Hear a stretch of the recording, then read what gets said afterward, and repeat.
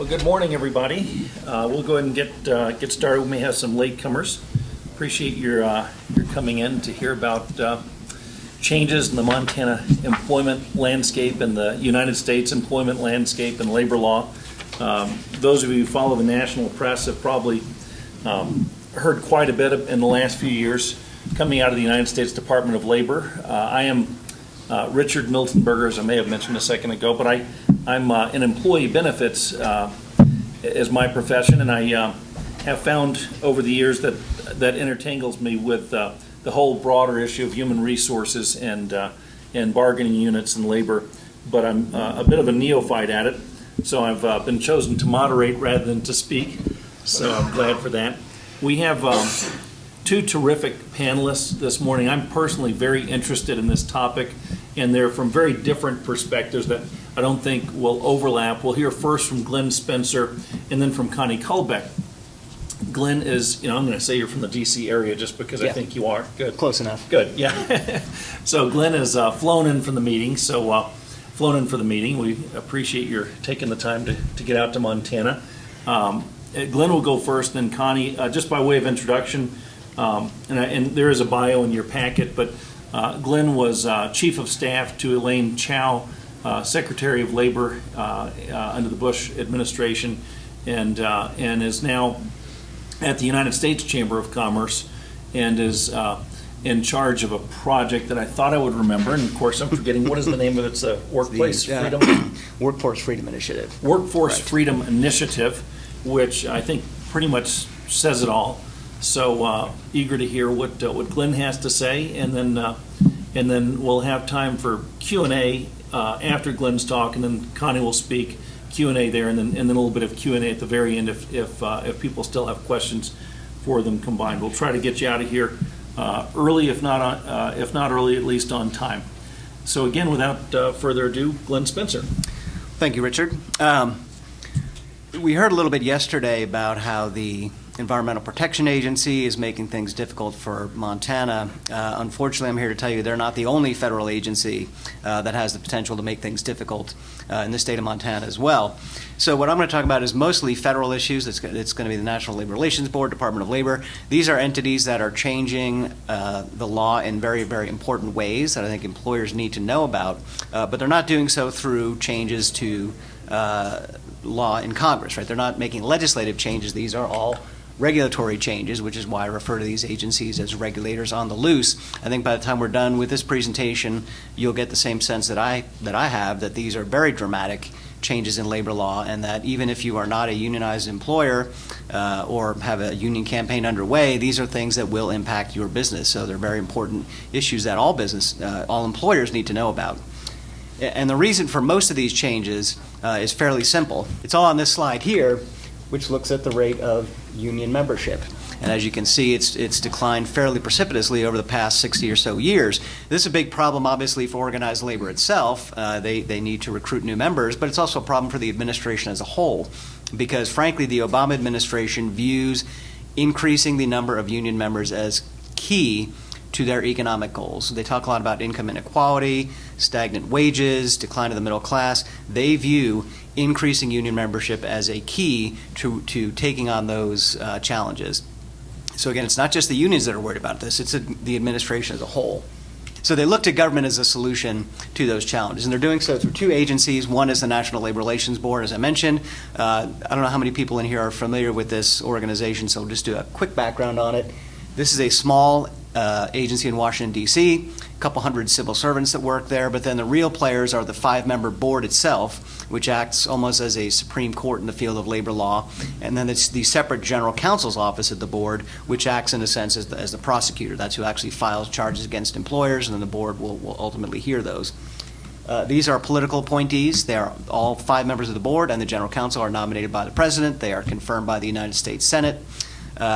Right now, there are actually four members on the board. One of the members' terms has expired. I don't think we'll see a new nominee during the remainder of the president's term, so we might have to wait until 2017 to get that board back up to five members. But the key thing is this, and at the U.S. Chamber, we try to be as objective as we can, but there really is no way to sugarcoat this statement. The majority of the board and the general counsel simply has a bias towards unions, and that's certainly a valid opinion to have, but unfortunately they are using that bias to make some fairly dramatic changes in policy. We'll talk a little bit also about the Department of Labor, which again, under its relatively new secretary, is also making some fairly dramatic shifts in policy. The one we'll talk about today is the overtime issue. So within that context, here's what we'll discuss. We're going to talk about the ambush election rule, which is a new regulation the board finalized last year. The joint employer standard, which is a pending issue. The board has decided a case in this area, but we haven't seen it broadly enforced yet. We'll talk about employee handbook cases, and this is one that certainly can impact you whether you've got any kind of union presence or not. We'll talk about the micro-union issue, and then finally, as I said, we'll talk about the Department of Labor's pending overtime regulations. Okay, so first, the ambush election rule. This rule actually went final last April, so it is now in effect. This is what the National Labor Relations Board is using when it conducts elections. And the simple purpose of this rule is to speed up the time frame for those elections to take place. Under the previous rule, elections could take place in about 38 days, right? That was sort of the average time frame. And that means that from the moment that the union says to the federal government, hey, we'd like to have an election at workplace X, and the time that the government actually holds that election would be about a month, 38 days or so on average. And what that did, that time period, was it allowed employers to make their case to employees, right? It allowed the employer to give information to employees about the potential impact that unionizing a business might have. Well, the board did not like that, frankly, because a shorter time frame allows for a higher win rate for unions, and because they thought that employers were using that window to really shape employees' views in a way that was not appropriate. So they put this rule into place, and the intent was to drive down that time frame. Potentially it's as low as 10. We have seen elections take place in just 10 days. The average now is about 23 days. Now what that means for employers, just a simple show of hands, how many people in this room have read the National Labor Relations Act? Okay, nobody. So you don't really know what the restrictions are when there's an election in place, and there are a number of restrictions on what employers can do or say, and they are not intuitive, right? You might think it makes perfect sense that I could say that this would harm my business, or that our revenues might go down, or things like that, but there are very strict limits on what you are allowed to say and do, and if you don't know what those are, you can wind up in a fair amount of trouble. The other thing is, how many of you have labor counsel on staff? Okay, actually 2 of you do have labor counsel, so you're in a little bit better shape. But for those who don't, think about that 10-day window. Okay, you find out on day 1, hey, I've got an election coming up. I need to start doing things. I don't know what I can do or say. I need to find a lawyer. It's not always easy to find good labor counsel, so you have to spend some time doing that. Then when you find one, you've got to figure out, okay, well, he's going to tell me what I can do or say, and suddenly that 10-day window is done. Right? And you have not yet gotten around to talking to your employees about your view on the matter. And your view on the matter might be, hey, that's great, let's unionize. Your view might be something different, but you have lost that opportunity. So that was really the board's intent, is to drive down that time frame. Now, the second thing that this rule did, or does, I should say, is it restricts employers' legal rights. And it does that in 2 ways. The first is that under this rule, you have to submit what they call a statement of position, and you have to submit that within 7 days. That statement of position, which you submit to the NLRB, lists all the issues, all the legal issues that you might raise during the course of that election campaign. Anything you don't include in that statement of position, you waive the right to raise it later. Now remember again that 10-day window, that you don't have a lawyer yet, you don't know what's in the act. Well, how are you going to know what to put in your statement of position? But you've got to do that within 7 days, and again, if you don't, you waive the right to raise those legal issues later. Now, at the back end of the process, it also restricts employers' rights, because at the end of an election campaign, you might have seen some issues that you think merit review by the board. Maybe there was some improper conduct, maybe people who shouldn't have voted actually did vote, and at the end of that campaign period, or at the end of the election under the previous rule, you could raise that with the board itself, that 5-member board, and they would have to hear an appeal. Well, now that's completely optional. They don't need to hear that if they don't want to. So regardless of what conduct you may have seen, you may not get a chance to raise those issues and get them resolved. So it restricts employers' legal rights as well. Now, issues of voter eligibility, those can be dealt with after the election has taken place. You may have a question about, well, is this person really a supervisor, or are they an actual employee? Should they be voting in the election, or should they be on my side, helping me get my point of view across? Well, those issues don't necessarily have to be decided before the election anymore. The board has said that they will push questions of voter eligibility after the election period. The idea is to vote first, ask questions later. It's a little bit ridiculous in my view. That'd be like having a congressional election before you knew what the shape of the district was. I guess here that's not so much of an issue, but think of it in other states where you have multiple congressional districts. If you don't know what the shapes of those districts are, how can you have an election when you don't know who the voters are? Well, that's kind of what the board is doing here.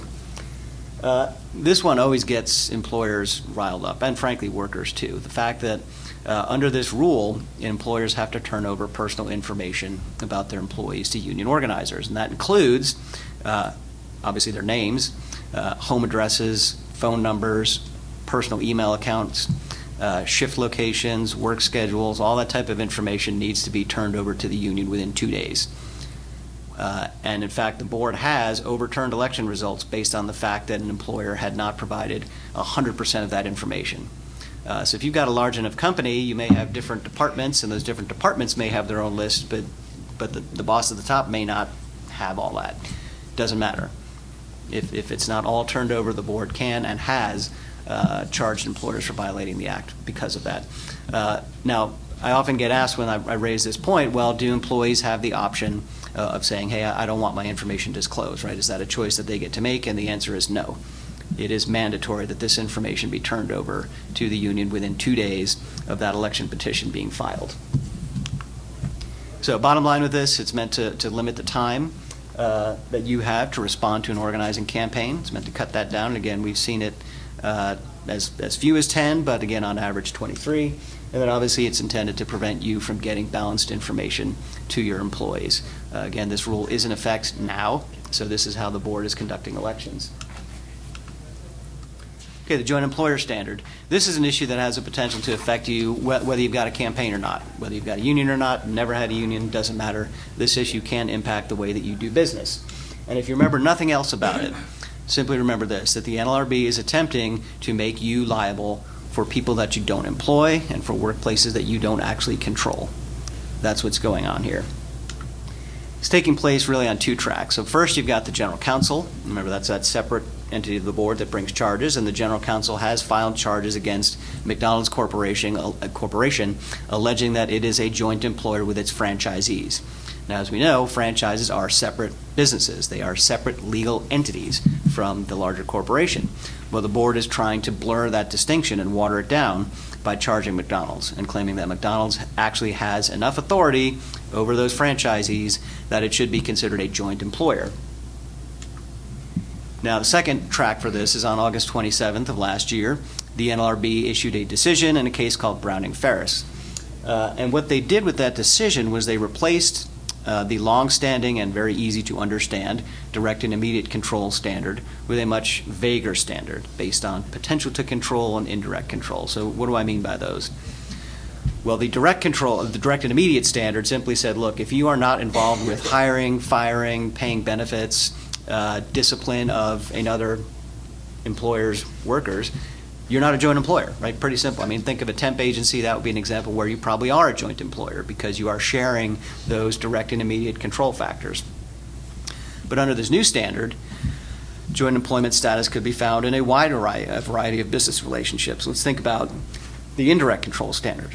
Let's say I've got a office building that I own. I'm going to hire a janitorial subcontractor to come in and clean it, right? Chances are I don't actually have janitorial staff as part of my employee base. So I go out and I hire a subcontractor. It's a very, very common arrangement.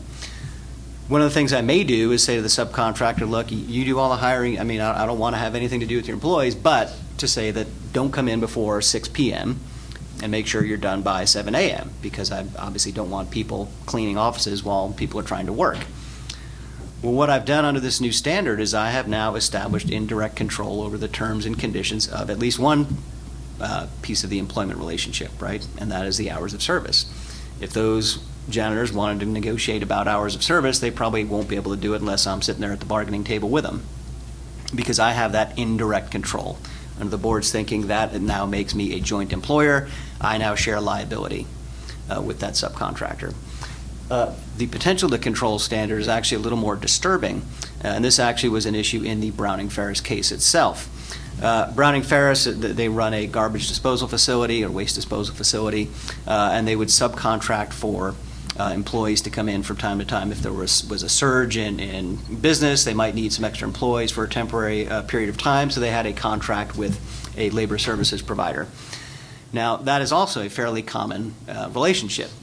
But any employer that does that is going to put something into that contract that says, we retain the ultimate authority to say who gets on our work site and who doesn't. And you do that simply for liability purposes. You don't want people coming on there who are selling drugs or drunk or have guns. I mean, you probably don't want those people on your work site. So you're going to retain that ultimate control. Well, that is the potential to control, because the ultimate term and condition of employment is being able to show up for work. And if you are reserving to yourself the ability to kick somebody off the work site under this new standard, that makes you a joint employer. So you now have joint responsibility and joint liability with that other employer.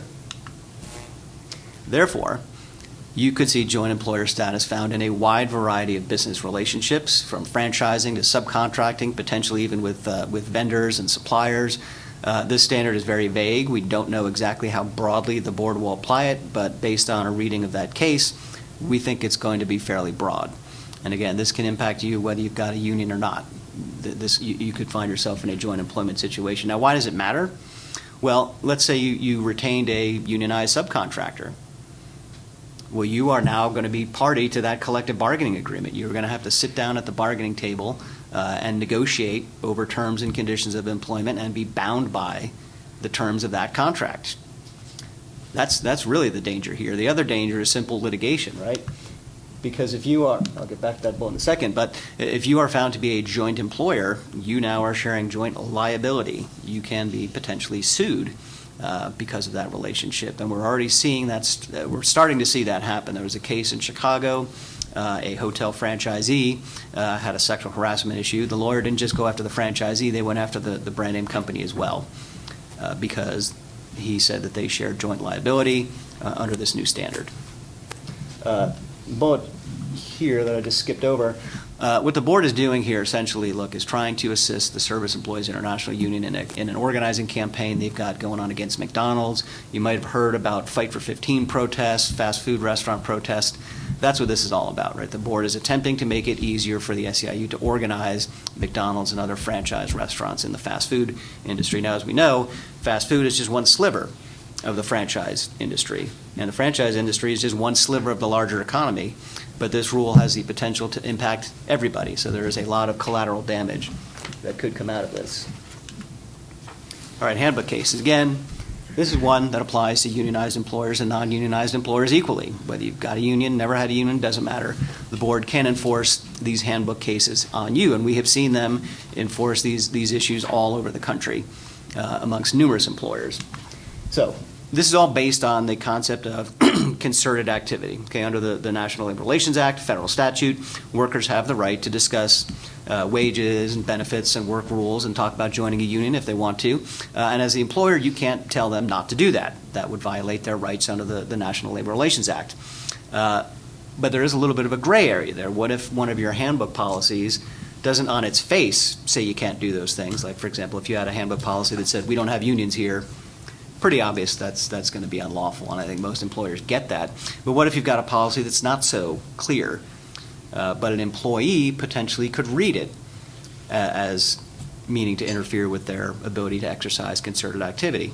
Well, the board looks at those types of cases and says, hey, would a reasonable employee read a rule that way? And if that's the case, in their view, that a reasonable employee would think you were trying to restrict concerted activity with a handbook policy, they will find it to be unlawful. Fairly simple. It's worked okay for a decade or so. But this board seems to have a very different definition of reasonable. It's a definition most reasonable people would not find reasonable at all. It's a very unusual definition. So the board has looked at this, and they have found a number of common sense policies to be illegal for violating employees' right to engage in concerted activity. Things like requiring courtesy in the workplace. I mean, for most of us, this is a no-brainer. It's just common sense. You want your employees to treat each other and customers and managers with courtesy. But the board has found these types of policies to be unlawful if they are not worded in a particular way. So a number of employers have found themselves tripped up over this issue in their handbooks. Most employers would prefer that workplace investigations remain confidential. In fact, other federal agencies would like to see a lot of workplace investigations, particularly around issues of sexual harassment. They would like to see those kept confidential. Well, the board has a different view of this. Their view is that if you are going to request that employees keep a workplace investigation confidential, you must have a very, very specific business reason why you need to keep it confidential. You need to document it very carefully, and you need to be able to satisfy the board that your reason for wanting to keep it confidential is appropriate. We have seen numerous employers get into trouble over just telling employees at the start of an investigation, hey, can you please keep this confidential? Numerous employers have found themselves in violation of the act because of that. Most employers would like to protect confidential information, and most employees would like to see their confidential information protected as well, but again, these are policies that have run afoul of board law. They have found numerous employers guilty because of these confidentiality provisions. There was a case involving Boeing. They make airplanes. I think everybody's heard of Boeing. I think they sponsored part of this conference. One of their factories, they had a policy that said, hey, we don't allow cameras in here. And that's for the obvious reason they don't want people walking around taking pictures of their manufacturing processes. Well, the board actually struck that down and threw it out and said, no, you cannot tell employees that they cannot walk around with cameras. And finally, dress codes have gotten employees or employers tripped up as well. There was a case with a company that helped refurbish cars, and they didn't want employees wearing pins because they were worried the pins potentially could fall off and then rip leather seats and that kind of thing. The board actually struck that down too and said that they could not keep that type of dress code in place. So all these types of issues, and we could go on and on about more common sense policies that we think are common sense, but that the board has thrown out. Bottom line here is if you haven't read your employee handbook in a while, you might want to go back and do that. Some of the things in there that you think are completely common sense may not be, and you may see them in a different light after this. I was giving this presentation at one event in California, and somebody asked me, well, so what, right? I mean, so they strike down a provision in my handbook, that nobody goes to jail for violating the National Labor Relations Act, and the penalties are fairly small, and that's all true. But think about it this way. If you get tripped up on one of these handbook cases and you're found actually to be guilty, you've now been found guilty of violating a federal statute. And I don't think too many people would want to have that on their record. Second thing to think about is if you get tripped up on one of these handbook cases, you're otherwise a completely law-abiding employer, but you get dinged with one of these, and down the road somewhere you actually do have an organizing campaign, the board can use that violation to have a rerun election in the event that the union might lose. And we have seen that happen. So, yeah, the penalties under the Act are fairly small. Yes, nobody goes to jail for it, but it really can trip up your business, so it's something you need to think about. Micro-union issue we'll do very quickly. This is based off a 2011 decision called Specialty Healthcare. Basically what the board did here was they rewrote their standard for what makes up a bargaining unit, right? When the union holds an election, that's what they're trying to do is form a bargaining unit that they will negotiate for. Well, under the previous standard, prior to 2011, the board tended to look at larger units, right? Let's say I had a retail establishment, there were 100 people that worked there. The board would look at that and say, here's your bargaining unit, right? It's 100 people. So if the union wanted to win the election, they would need to win over a majority of that large unit of 100 people, or at least a majority of those who showed up to vote. Under this new standard, that's been changed. So the board is now essentially saying that the union can pick the composition of the bargaining unit it would like. So they might go into that same retail establishment of 100 people and say, okay, no, we don't want that. We just want the 5 guys that work in the loading dock, okay, because we already know those 5 guys support us. So we'll go in and make that the bargaining unit, and that's where the election will be held amongst just that small number of employees. Makes it much, much easier for the union to win. And of course, it makes it easier for them to enter a workplace where a majority of employees may not wish to unionize. That's the whole intent here. As I say, it makes it unnecessary for the union to win a majority of that larger group. They just now need a majority of whatever smaller bargaining unit they request. And we have seen this happen all over the country. Volkswagen, some of you may have heard about, hopefully not for the emissions issue, but they have a factory in Tennessee where there was a union election last year. The union was seeking a bargaining unit of roughly 1,200 employees, and they lost. So they came back at the end of last year saying, actually, we just want this unit of 160 people that are the maintenance employees. And they won that election. So now they represent people in the factory. They can now access the factory anytime they wish because they do represent employees there. So it enables them to get that foothold. Macy's, there was a case there involving cosmetics employees. So the union did want to represent the sales associates, but they didn't want to represent all of them, just a small subset. And they were able to win that election as well.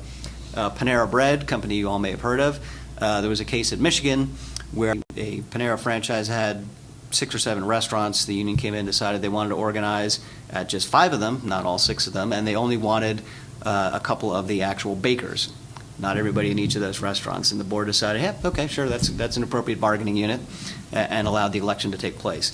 So bottom line with this issue here is that the board is attempting, again, to make it easier for unions to organize, shrinking down the size of those bargaining units, and in a number of workplaces where employers, I think, kind of thought, well, this is what the appropriate unit would be for my workplace. It turned out maybe it isn't.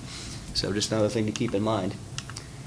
I did want to close with the overtime rule because this is getting a lot of attention. It's not necessarily a union-oriented rule, and it's coming out of the Department of Labor, but it could have some very, very serious impacts on how businesses run their operations and how they pay their employees.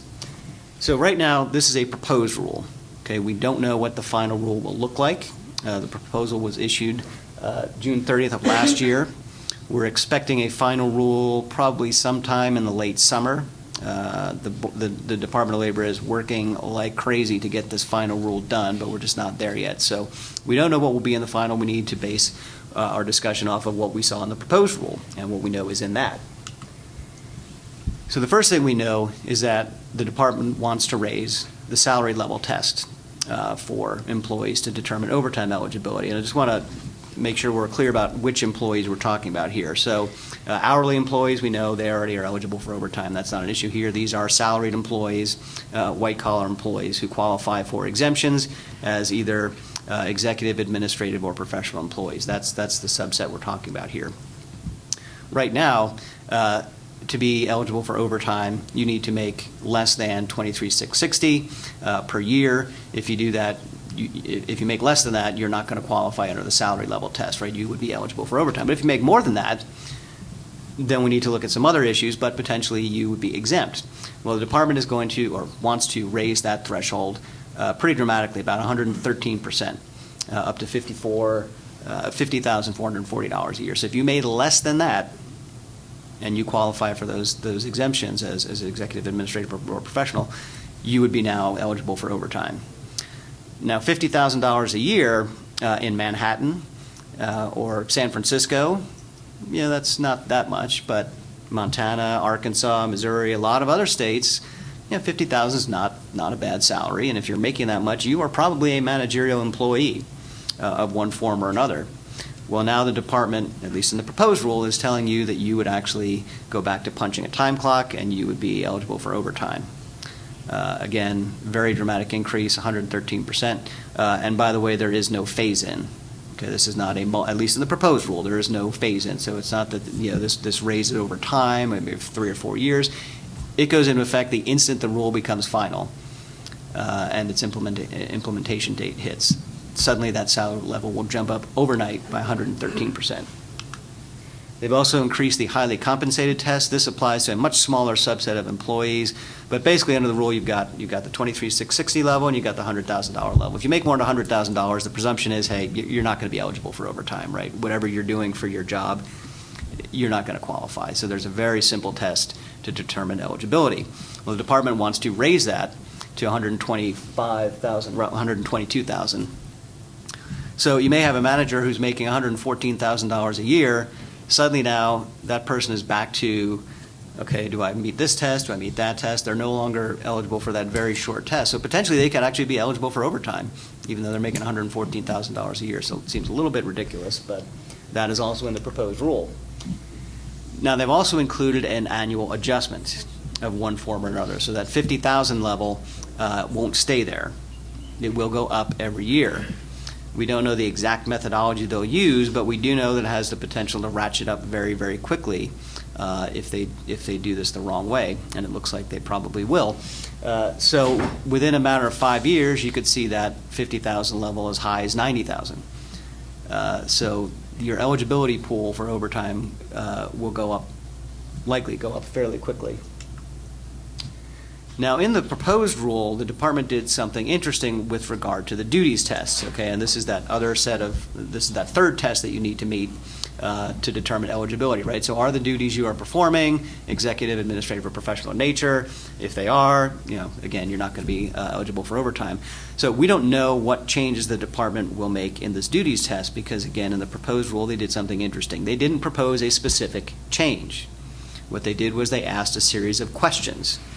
Should we think about doing this? Should we think about this? What about this issue over here? So what I think the department is hoping is that when they issue the final rule, they can make the salary change that they want and then kind of bootstrap those questions into the rule and propose whatever change to the duties test they were thinking about making all along. Now, I think the reason they asked just those series of questions is because, frankly, this isn't easy, okay? I mean, it's difficult to define those duties tests. I went through this process in 2004 when the Department of Labor changed the overtime rule, and it's hard, okay? I understand that. That's why it took us 4 years to get a final rule done. Well, these guys don't have 4 years, okay? They've only got 1.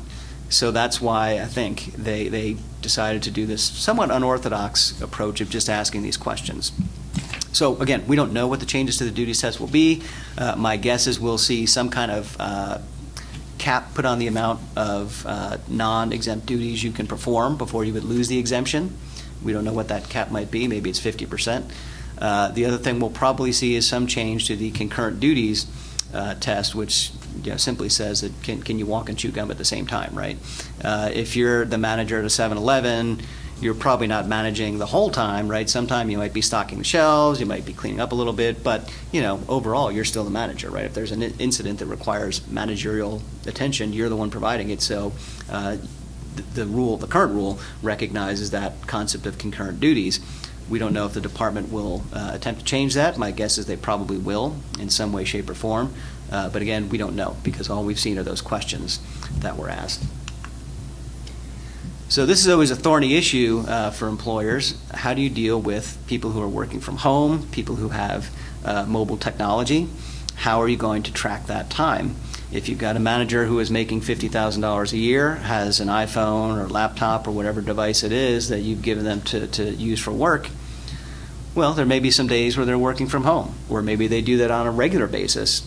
But you need to figure out how you're going to track that time if they suddenly became eligible for overtime, because even if you don't know that they're working from home, you're still responsible for the time. And hopefully they're good enough that they will report it accurately, but maybe not. It opens you up to the potential for some serious litigation on overtime issues, and that is a favorite avenue for the trial lawyers to take on. So employers will have to think about how they manage those devices and how they manage that time, and I don't think there's a great answer for that just yet. All right. This is the slide I always like to conclude with because, frankly, the previous ones are a little depressing. So this gives us some sense of things that we can do to fight this stuff. So first, of course, is to get educated on the issues. There's blue folders on your chairs. There's a report we did on the handbook issues. So go ahead and take those with you, and you can read them when you're really bored one night. But this is critical here to talk to Congress about these issues. And in particular, in a state like Montana, Senator Tester is one of the folks that the business community sometimes will reach out to on issues like these because he's not so far to the left that he doesn't want to listen. So it's very, very important that people reach out to him and talk to him about these issues. When we're in D.C. With the U.S. Chamber, we go to lobby members. One of the frequent things we'll hear is, I haven't heard from my constituents on this issue. Okay, well, you all are the constituents, so it's very, very important that your members of Congress hear from you on these issues, in particular on labor issues, because they're not ones that tend to grab a lot of headlines. And so if members don't hear about them, they're just going to assume that people don't care and that these issues don't matter. So it's very, very important to do that outreach on all of these issues. There are certain bills that have been introduced in Congress to overturn some of this stuff. Frankly, they're not going anywhere at this point in time. But what does have the potential to impact this stuff on the legislative front is appropriations riders. Last year, there were a number of appropriations riders put into the labor piece of the larger omnibus spending bill that would have restricted the board from pursuing some of these policies, and is very, very important that we look to do those again in the current fiscal year, in the current appropriations process that will start up in 2016. So as that process goes along, it's very, very critical to reach out to members of Congress and tell them, hey, if there are policy riders that would prevent the board from using funds to pursue the joint employer standard, for example, we need you to support those. We did get a decent level of support amongst Democrats on that joint employer rider last year. We'd love to see that done again. So please do take advantage of the opportunity you have here in a state like Montana to reach out to your members. Obviously by phone. There's district offices here you can contact. You can submit letters to Congress. In a state like Montana, I think you can probably just pick up the phone and call your senator, right? They know all of you on a first-name basis. So please take advantage of that. And as you all are here with the state chamber, I think that's great.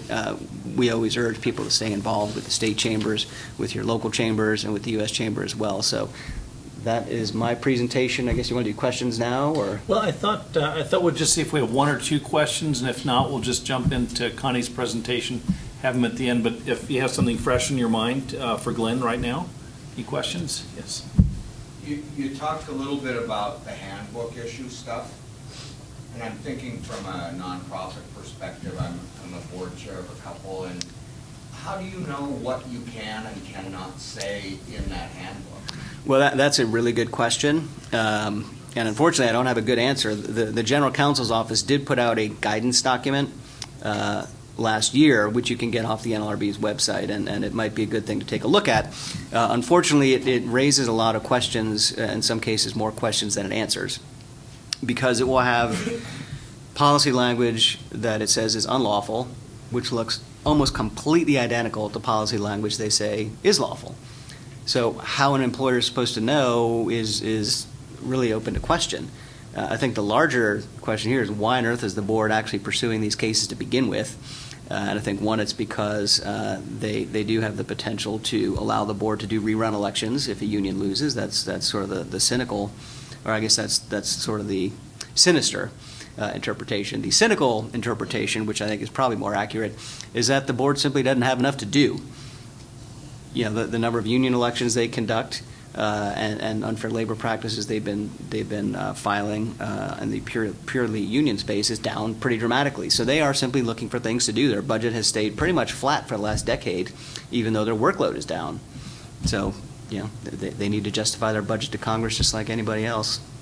You know, I'll use that question to segue to Connie, because in our own little company a few years ago, we had an employee handbook that we had we'd done, due diligence. We'd consulted with the internet and we'd found an employee handbook online. And what could go wrong? And actually, fortunately, before anything did go wrong, we had joined an association here in Montana, Associated Employers, that's been around 100 years. 100 years, yeah. And they actually have folks like Connie. We use the person on this side of the state. Connie's over in Missoula, but to help us rewrite our handbook, because in Montana you can get in a world of hurt by having the wrong stuff in the wrong place in your handbook, not following it, all that. And we were guilty of all of those things. And Connie Kulbeck has been with Associated Employers for a number of years, but she had a period when you were gone for a number of years. Now you've been back about 3 years. And they say that if you can't do it, teach it. If you can't teach it, consult it. But Connie's one of those individuals that can do it all. She's actually been in the HR front lines herself for employers, has consulted, and as far as I know, you probably taught it too, Connie. I don't know, but I haven't. I'll try not to do that today. Okay, but anyhow, without a lot of I should mention, because it was part of my materials here, we're supposed to talk just a bit about sponsors, and we do appreciate the fact that Associated Employers is helping sponsor this conference. And so Connie's going to talk to us about Montana laws, what's going on, and maybe what the future holds. So, Connie? Okay, thank you. So thank you all for coming today and listening to this. I'm glad that Glenn took the tough topics, what's new, because that really is what's new for employers in Montana. And of course, we always have to follow the federal rules, and then we do have some specific and unique laws that have been passed over the last few years in Montana. And so I'll try to just point out the little differences or nuances or things that we are seeing at Associated Employers, because we do review a lot of handbooks, so we have to pay attention to what's happening at the federal level and do our best to kind of help give guidance. But I'll try not to teach today and just take the time that we were allowed to tell you what we're seeing as being different and where to look and things to think about in your organization. So I'd like to talk a little bit about the Fair Labor Standards Act that Glenn just talked about with the overtime rules. And some of us are not doing what we should be doing today. The one statistic I've seen on the Department of Labor website is that 70% of employers are out of compliance already with those individuals that they're not paying overtime. So, and there's good reasons why people have considered positions to be salaried. We may have a person who's working in our organization who has a master's degree. But it's the question we have to ask ourselves, is the work they're doing, does it require a master's degree, and particularly in that field? And that's why that duties test needs to be done on all positions that we have. Sometimes we give people titles and we play with the exempt and the non-exempt because we want to be respectful of their professional status in the organization. So I don't think as employers we necessarily intend to not follow the law, but we get caught up in that. Or jobs change over time. So as people are trying to figure out what's going to happen, and we've been in limbo now for a long period of time for us, wondering when this law is going to drop in because we know it's immediate.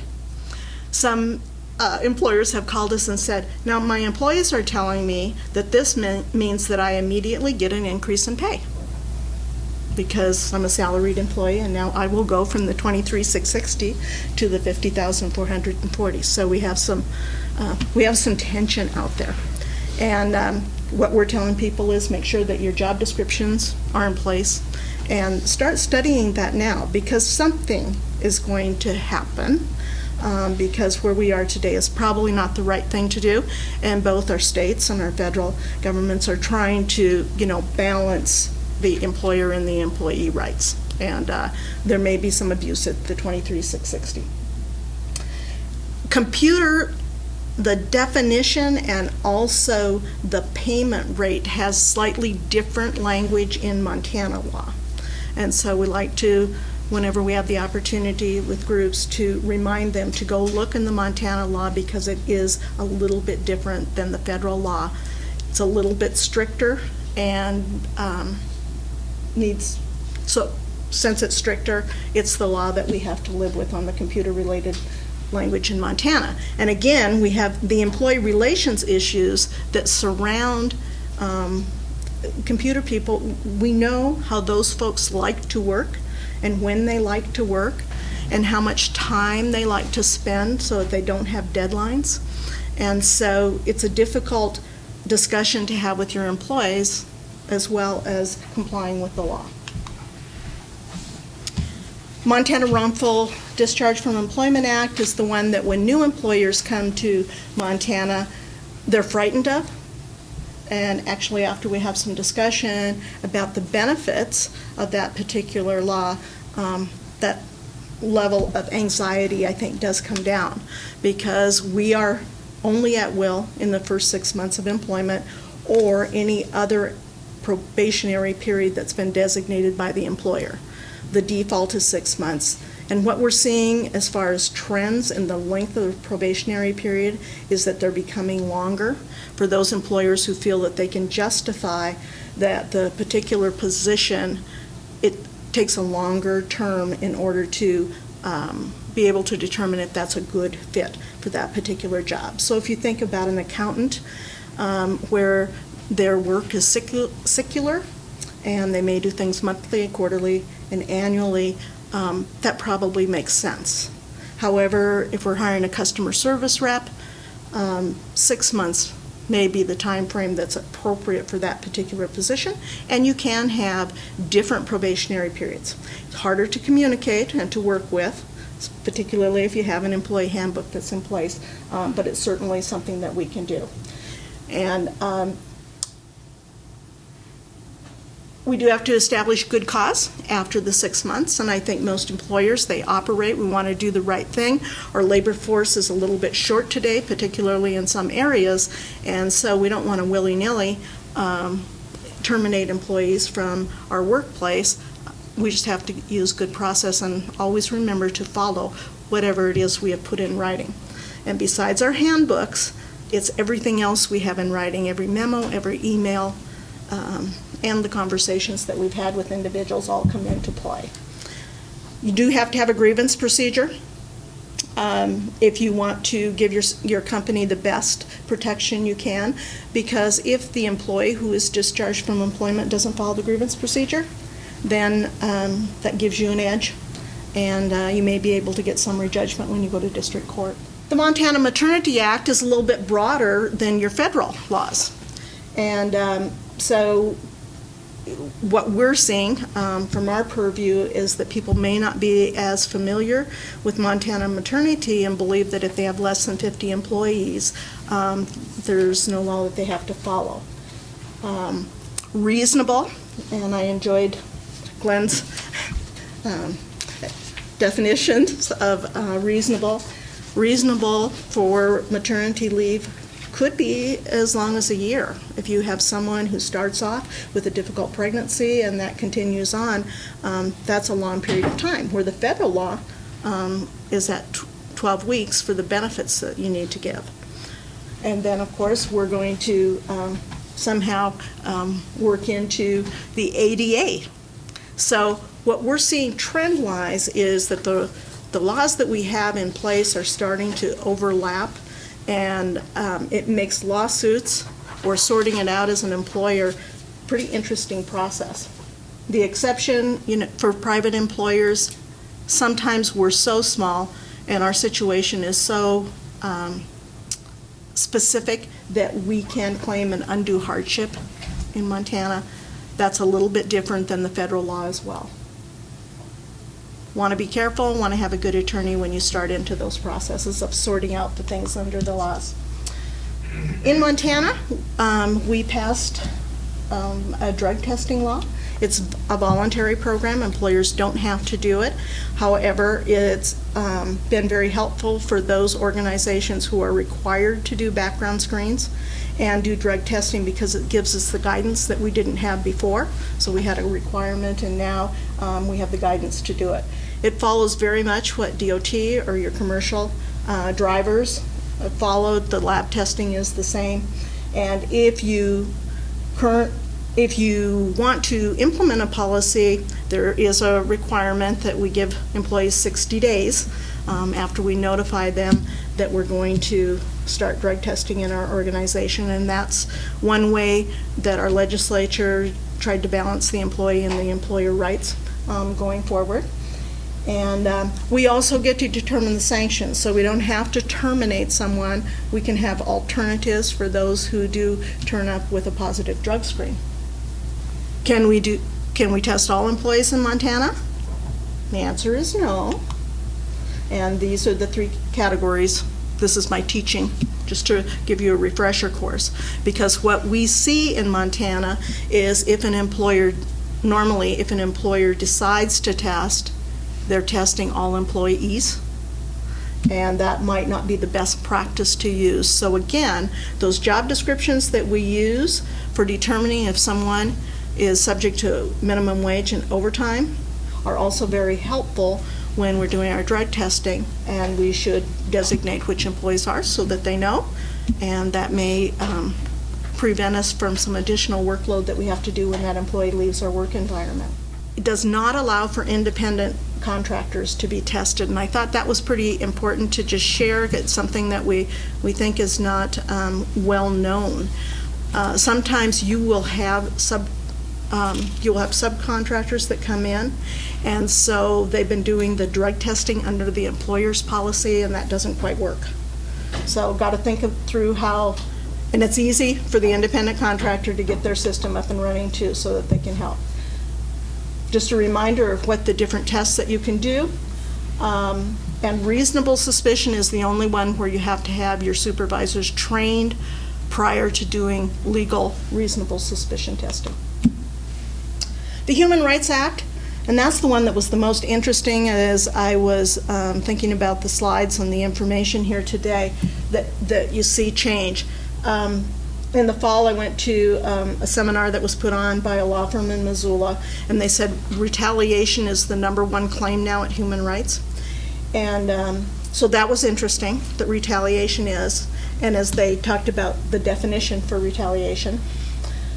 And we're seeing usually when employees used to file their human rights complaint, it was 1 or 2 issues. They might say age and sex for their discrimination. But now we're seeing the wrongful termination, so the employment and the discharge issues coming in with the human rights complaint. And I went back 2015, 2014, and you can kind of see how that's ramping up and that's getting to be a broader classification. Probably because then, as the hearing goes forward with your human rights case, the attorneys can get an idea of what things might make it. It gets sorted out at that level, which is a less expensive level than after they file in district court. Montana marital status, just a reminder here today, sometimes our nepotism policies in our handbook are a little restrictive, and there needs to be a good business reason for not allowing people to work in your organization or choosing not to select someone who is a member of the family, particularly a spouse in the marital status case. Harassment and hostile workplace claims, the change that I have seen is in what is considered in the hostile work environment. The sexual harassment is still pretty clear, and we've had that law in the books long enough that we understand it, and we know we have pretty good guidance on what's okay and not okay. And so when we conduct those investigations, we get to sort that out pretty well. Bullying claims are sort of our new area of trying to understand and as an employer figure out what is bullying and what is just being mean, and that's challenging. Here's all the different areas where an employer can, and it's not all inclusive, I'm sure there's others too, but the main ones where we find ourselves in trouble either with discrimination or retaliation. And I have a specific slide on retaliation since that's the biggest change. It is something that we have to be very mindful of today because the claims are real high risk. Remember with Montana wrongful termination, when that law was passed in 1987, it limited the damages. That was the exclusive remedy for employers who were discharged. And if we can get it through the Human Rights Bureau and get a retaliation claim attached to any other claim, there's big dollars to be gained in that particular area. It's such an emotional issue when we hurt people's feelings, and we do those types of things that, of course, we like to get, the employee likes to get it into a jury trial. It's an evolving area and probably one that we're going to be living through for several years as we get that figured out, much like many of the other laws that get started. Harassment's based on protected sex or protected status, and sexual harassment, of course, has the undertones of the quid pro quo, and bullying does not. And there hasn't been any specific federal legislation that's passed. The Montana legislature last year dealt with it more in terms of a more general, trying to define and give definition to it, but not any real specific things that employers are required to do differently today. Just a tip, if you're thinking about using the word bullying in your employee handbook, think more about, don't put it in your harassment, sexual harassment, and your discrimination policies, but treat it differently. If you have violence, workplace violence policies, some I see are trying to write language there, but you certainly want to have your attorney involved in that because it's going to be an evolving area of change, and we got to stay in tune with our labor attorneys and make sure that if we're going to put that language in the book, we're going to do it. A little bit of humor there. One attorney at a workshop said, you know, since it is an equal opportunity harassment thing to be a bully, she said she's actually been able to defend companies where the person was a bully to everyone, just a mean person, but you can't just be mean to one person.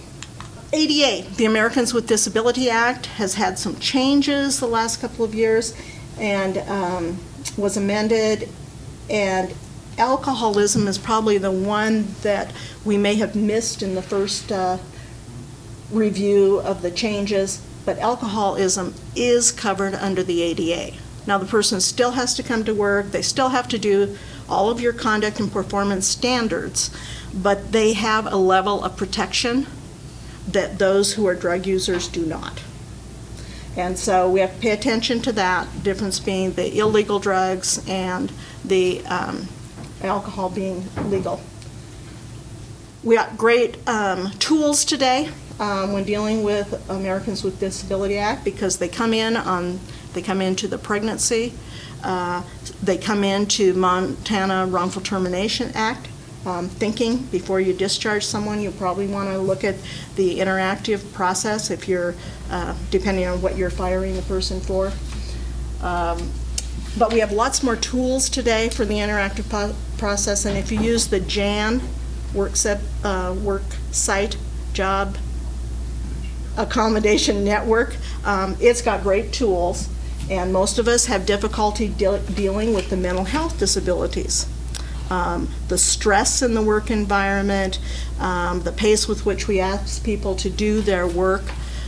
People are asking for an accommodations. Sometimes people can't work in cubicles. You have really good guidance on that website to give you some ideas so they can have the right discussion.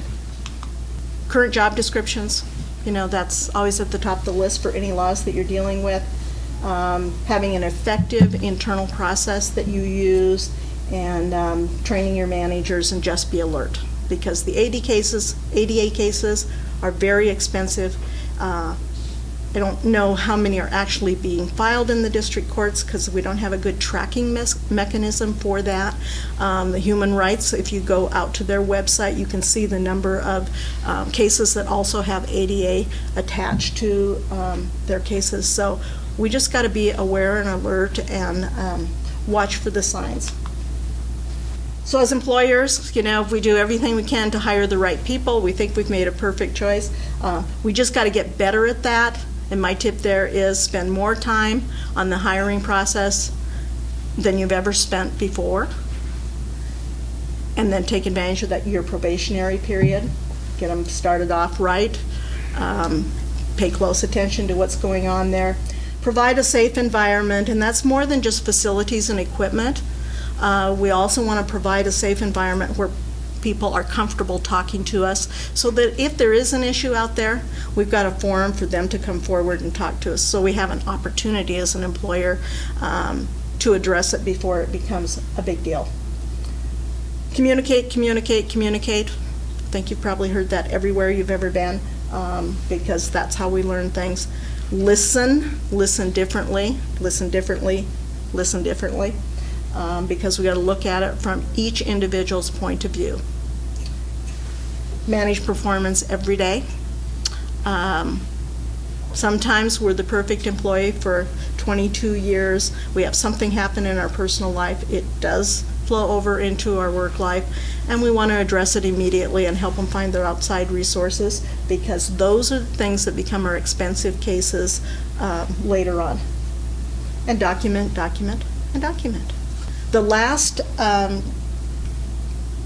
Montana Wrongful Termination Act, or Montana wrongful discharge from employment act case that I could find with the resources of the Montana Law Library was actually filed in 2013. So it's been a while. There may be others. That's the Supreme Court. There may be others that are in the district courts, but again, there's not a tracking mechanism that's easy for us to find. So I think that's all I have today. Thank you. Great. Well, thank you, Connie. And we have a few minutes for questions. Then at 10:30, there'll be a break at 10:15. 10:30, there's 2 other breakout sessions. And then at noon, Congressman Zinke will be speaking over the luncheon.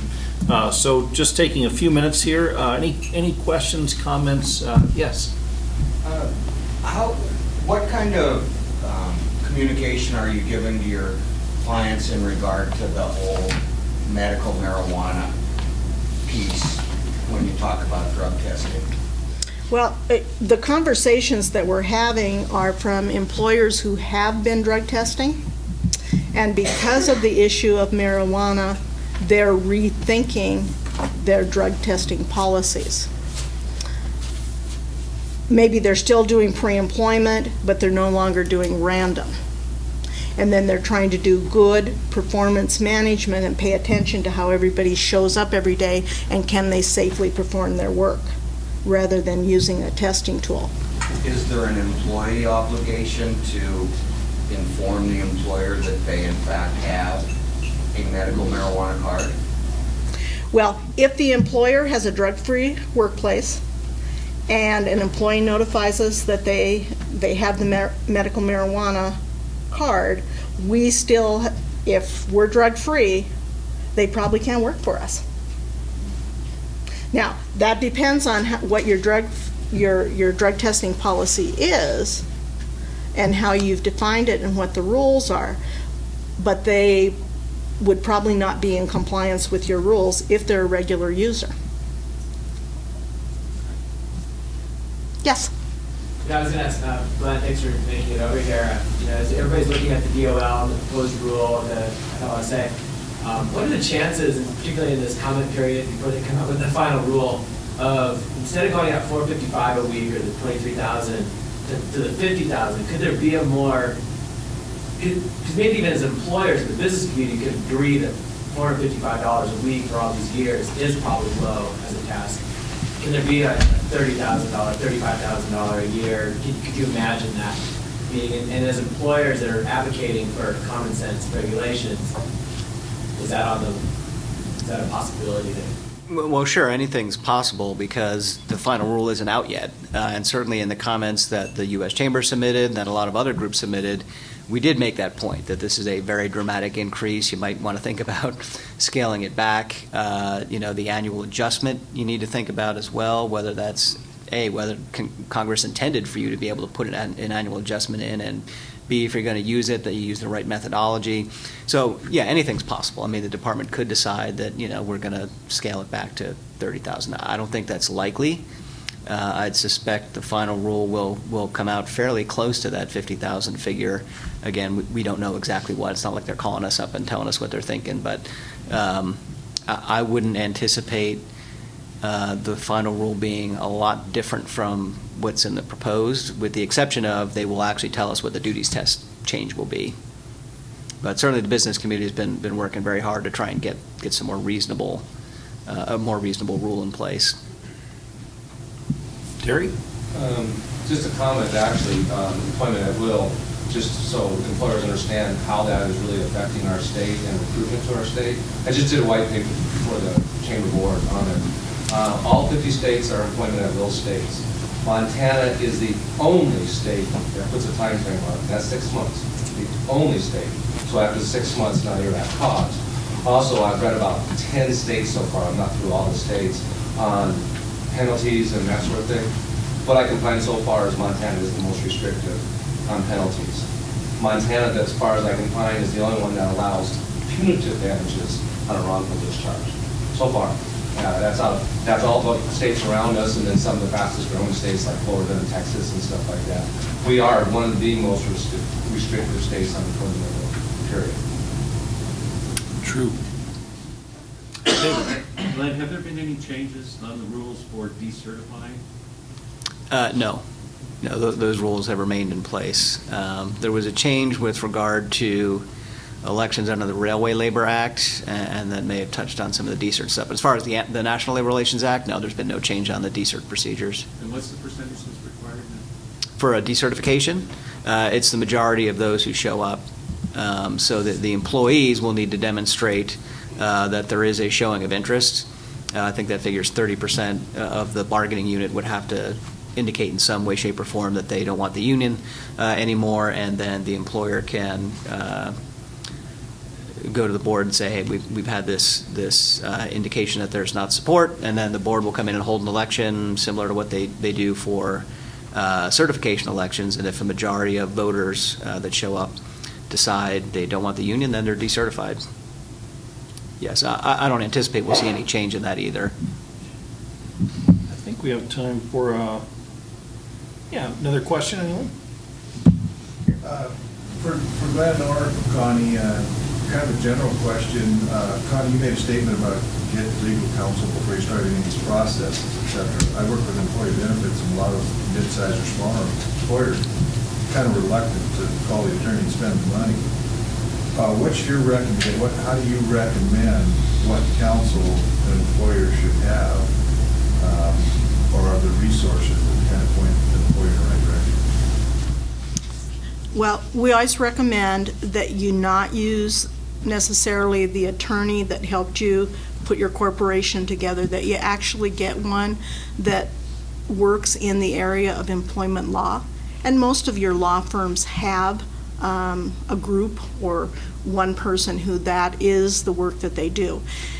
Because we have all these evolving issues, we think it's important that you do that. And what we try to do for our members, because they are small and their budgets are small, is we try to help them think it through, sort it out, be able to describe the policy they need to work within their organization, so that when they sit down with the attorney to draft their language or to have the attorney review what they have written, they can do it in the most economical way. Yeah, I think Connie made a really good point about finding the attorneys who work in this field, because it is becoming so complex, and we only touched on a few of the changes at the federal level. I mean, there's much, much more that we could get into. So, yeah, you need to find someone who really specializes in that field. I was teasing beforehand that with Glenn that next year under President Sanders, I'm sure we'll have much better Department of Labor rulings. But teasing aside, I mean, there's a lot going on here. Most of it's not favorable toward employers. My own commentary 16 years ago, moved to Montana, took over a division of a company, had a couple of people that everybody knew were just bad actors. One had alcohol problem, plus issues that predated that, et cetera. Went to our Human Resource Department. I was probably 6 weeks into Montana, and was just floored by their attitude. So I quickly went to our general counsel. I said, this is ridiculous. Our HR people are saying this. I said, yeah, that's right.